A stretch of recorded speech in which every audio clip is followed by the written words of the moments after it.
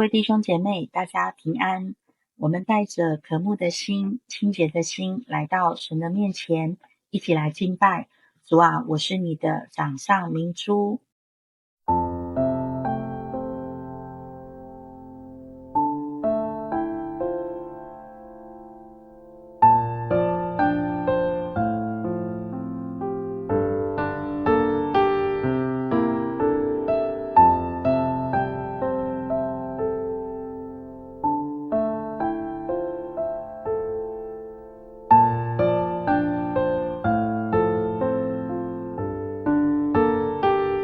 我看见上帝的印记，我听见上帝的旨意，我愿意夫妇敬拜你，我愿意歌舞颂扬你，一切都是你的美意，从此不再有心无力，求主思想流奶与蜜，引领我至迦南美地。主啊，我是你的掌上明珠，大海里沉睡的珍珠，虽然经过流泪之谷，在旷野里的梦救赎。主啊，我是你的掌上明珠，大海里苏醒的珍珠，我愿用尽我的全部，真心所愿，单单顺服。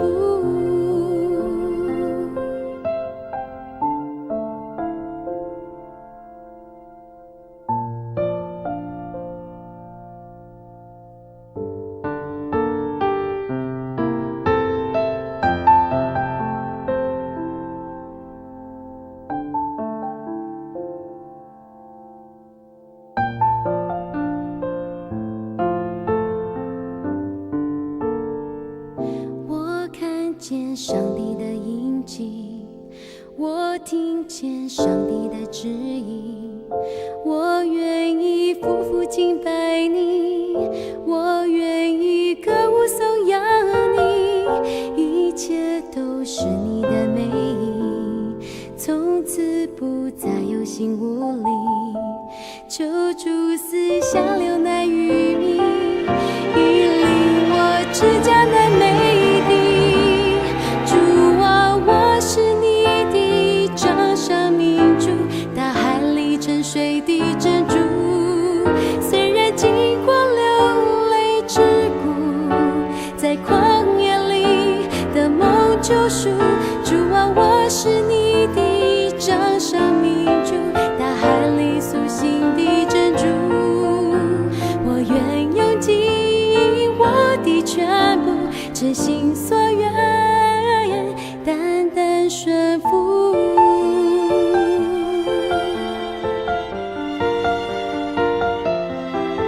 哒啦啦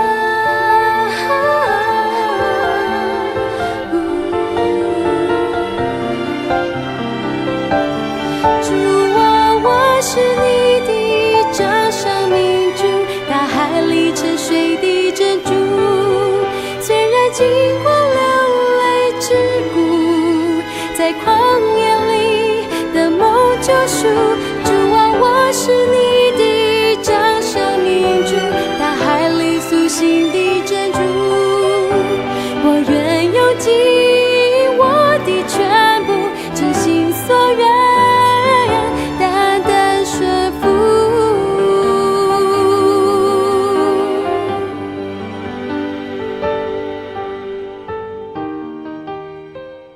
谢谢主，要透过诗歌、透过经文，成为我们生命的帮助，敞开我们的心眼，让我们得着见你。阿们。今天我们要领受的经文是加拉太书第1章18节到第2章10节。那这是一段保罗写给加拉太地区教会的书信。那这一段呢，提到外邦人的基督徒，还有犹太人的基督徒。那到底是要遵守摩西律法受割礼，还是要凭信心得救的因信称义呢？我想很值得我们现代的基督徒来看来思考。我们一起来看经文。第1章18节，过了3年，我才上耶路撒冷去会见彼得，跟他住了15天。除了主的兄弟雅各，我没有见过其他的使徒。我说的都是实话，上帝知道我不撒谎。这3节呢，18节说过了3年，这个就是保罗蒙召之后过了3年，在使徒行传大马色光照之后转变而成的保罗。3年后，他才上耶路撒冷去与彼得见面。彼得是耶稣的门徒。那个时候呢，耶路撒冷的大家，我想对保罗的印象都还在扫罗的阶段，不会有人相信他改变了啦。他的人设是迫害基督徒的扫罗。保罗呢，到了耶路撒冷跟彼得同住了15天，分享他自己得救的经验，分享他怎么被上帝触摸，从扫罗变成保罗。除了耶稣的兄弟雅各，我还没有见过其他的使徒，所以目前保罗只有让雅各跟彼得2个门徒知道了他的经历，其他的门徒可能有听过，但我想还是不太知道扫罗信了耶稣之后的样子。我想我们都会对很多人有这样子的刻板印象啊，一看到的是安呢。那20节呢，保罗重申，上帝知道我不撒谎，说的都是实话。保罗在蒙召往外邦人传福音这3年里面呢，他对神的认识，对真理的认识，那我想他也累积了很多对自己的认识，对自己的所作所为的认识。我们继续来看21节。后来我到了叙利亚和基利家境内各地，那时犹太省各教会的基督徒都还不认识我。虽然保罗是领受神的心意要到耶路撒冷去，但是呢碰到了这些事情，所以后来保罗到了叙利亚还有基利家境内的各地，就是先离开了耶路撒冷的意思。那为什么要离开？因为那个时候犹太省各教会的基督徒都还不太认识我，不太认识保罗。保罗蒙召之后呢，就是往外邦人去传福音。那保罗对新约的书信的贡献，让我们知道他在蒙召之后，他是用心领受，用这个他的学识来领受神的心意、神的话语。那他也利用书信来向神的教会来阐明神的话，而且他把新旧约融会贯通，圣灵帮助他了解福音的奥秘，福音的大能。那我们真的是要好好的感谢保罗付上这样子的代价。23节，他们只听见别人说，那从前迫害我们的人，现在却在传扬他过去所要摧毁的信仰，因此他们为了我的缘故颂赞上帝。那些人听说啊，从前迫害我们的那个人就是扫罗，现在却是传扬他过去所要摧毁的信仰，180度的大转变、大悔改。没有想到神居然会用他耶，可能保罗自己本人也没有想过神的计划是如此，所以众人就为保罗的缘故来颂赞上帝，为了这个美好的见证来感谢神。我们如果听到别人的见证的时候，可能我们很难去想象，哇，这个我们的生命会这样被神使用，那我们就是把这样子的感谢献给神。继续我们看第2章，14年后，我跟巴拿巴回到耶路撒冷去，并带着提多同行。我上耶路撒冷去是遵照主的启示，在私下会见那些领袖的时候，我向他们说明我在外邦人中所传的福音。我不愿意我过去或目前的工作落空。14年过去了，还记得吗？前段经文说3年，保罗才上耶路撒冷去。像又一段时间过去，哇，这个时间过得很快。那这当中累积了多少的故事？14年过去，他跟巴拿巴回到耶路撒冷去，而且还带着提多一同前行。这个就是他们的成果，带着人一起回去。14年当中呢，保罗开启了宣教之旅。保罗说，我再回到耶路撒冷是遵照神的启示，跟领袖们，就是那些有名望的人门徒说明保罗在外邦人传福音的事迹，说明跟外邦人传福音是传讲摩西的律法，还是得救的恩典。他要回到耶路撒冷，把福音跟大家来谈清楚。第3节，跟我同去的提多，他虽然是希腊人，也没有被迫接受割礼，但有些人假装信徒，偷偷地加入教会，要他接受割礼。这些人像侦探似的混进来，要侦查我们因信耶稣而享有的自由，为的是想奴役我们。第3节说，同去的提多，他是外邦希腊人的年轻人跟保罗一同回去耶路撒冷的提多，没有受割礼的提多，按照摩西律法来说是不合格的。但因提多是外邦人，他其实不需要受摩西律法的管教，所以经文说没有被迫接受割礼。有些人假装信徒，偷偷的加入教会，要提多接受割礼，像侦探一样来侦查他们因为信耶稣而得到的自由。但那些混进来的人眼中，提多可能是一种罪，所以保罗说他们像奴役我们，让我们要因摩西律法成圣，而不是因着福音的大能得救。我们常常在看人的时候，可能会看人的行为大过于神的大能。那这个我想我们可以很多的思考，也可以很多的帮助我们。福音的大能才是让我们得救，那可以让我们成圣的，是因为福音的大能让我们跟保罗的生命一样，愿意悔改，愿意回转。第5节，可是为了要替你们保存福音的真理，我们对这班人毫不让步。但是那些被认为有名望的领袖，他们地位高低我不在乎，因为上帝是不以外表来判断人的。我是说，那些有名望的人并没有给我什么新的启示。为了保存福音的真理，保罗毫不让步，要让福音真正的扎根在这个地方，在我们每个人的心里，要让福音的真理能够被传开。所以保罗一点退让都没有，没有说这样也可以，你说的也很好。保罗把这个福音的真理讲得很清楚。至于那些有名望的，不论他是何等人，都与我无关，因为神不以貌取人，不会因为他们的名望，我就听他们的，对真理打折扣，改内容。因为保罗真实的认识耶稣基督的启示。第7节，相反的，他们看出上帝把传福音的给外邦人的任务交给了我，正像他把传福音给犹太人的任务交给彼得一样。因为上帝以他的大能使我成为外邦人的使徒，正像他使彼得成为犹太人的使徒一样。所以他们看出上帝把传福音给外邦人的任务给我，正像他把传福音给犹太人的任务给彼得一样。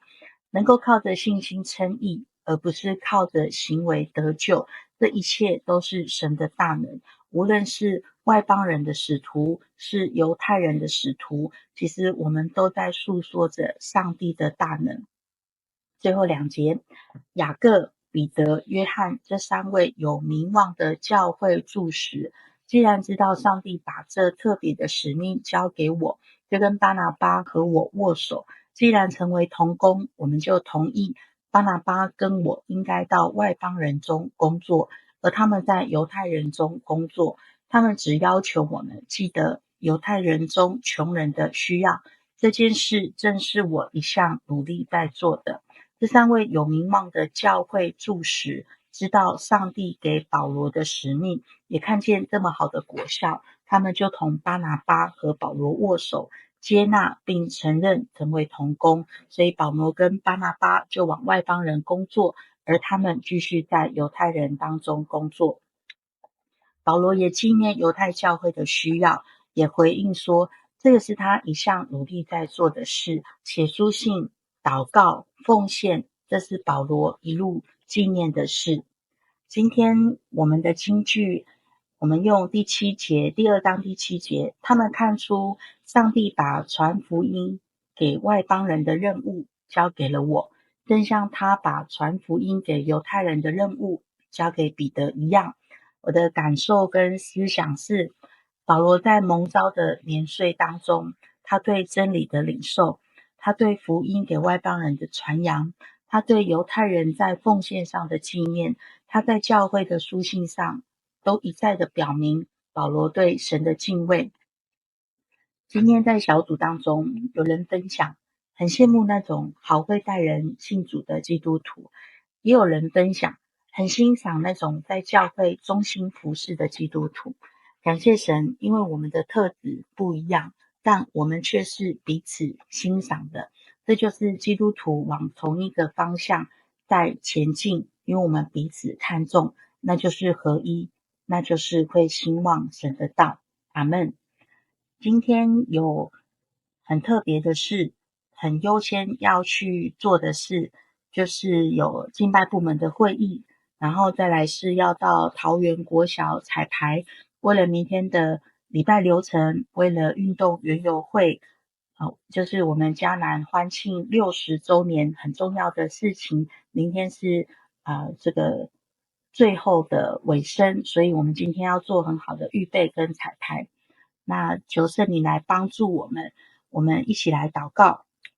亲爱的天父上帝，谢谢你的恩典，设立嘉南教会，你是我们全然的帮助。到如今我们仍然高声颂扬神的大能。60周年的一系列庆典到这周已经进入最尾声，相信在这一年当中的每一个活动都让人得着喜乐，也让神得着荣光。今年不知道说了几次嘉南教会生日快乐，感谢神，真是忙碌又美好的一年。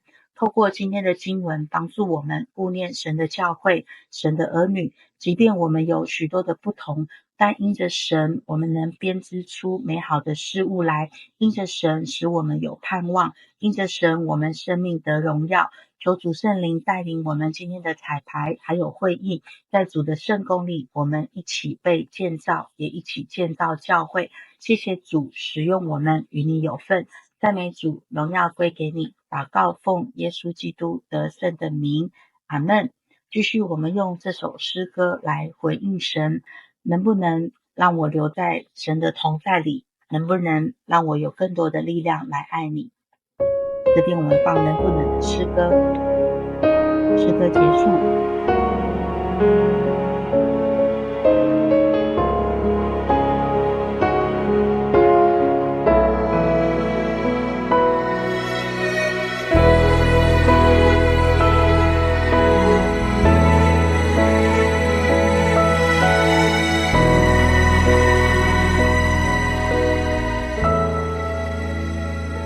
我属于你，你是我永远的福分，只想日夜在你殿中献上敬拜，定睛在你的荣美，世上一切变黯淡，除你以外，我还能有谁？我属于你，你是我永远的福分，只想日夜在你殿中献上敬拜，定睛在你的荣美，世上一切变黯淡，除你以外，我还能有谁？能不能就让我留在你的同在里？能不能赐我力量，让我更多爱你？我哪都不想去，只想日夜在你殿中献上敬拜，全心全意来爱